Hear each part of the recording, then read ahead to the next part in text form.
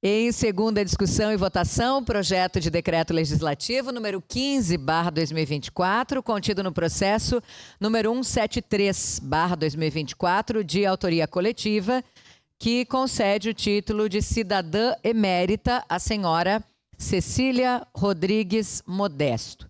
Relator é o vereador Velocino Ex. Com a palavra o relator.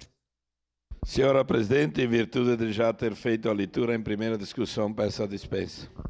Dispensa concedida. Vereador Velocino, em discussão. Peço a palavra. Com a palavra, vereador Lucas Carenhato.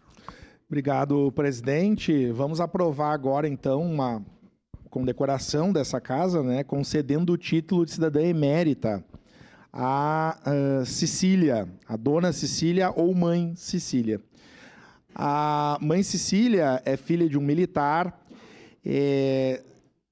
afilhada de batismo do saudoso maestro Gama, e, vereador Rafael Bueno, é a mãe de santo mais longeva da nossa cidade. Ela tem 94 anos.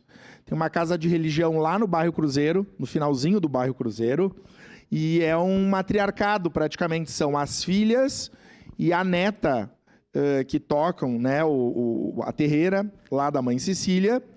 E nós, então, vamos aprovar hoje esse projeto de lei. Mãe Cecília tem bastante idade, certamente vai ser um momento muito bonito de valorizar uma pessoa especial do ponto de vista religioso e da contribuição que deu à nossa cidade. Então, conto com o apoio dos colegas vereadores e, na medida do possível, da agenda de todos e todas que participem também posteriormente dessa solenidade. Era isso, presidente. Muito obrigado.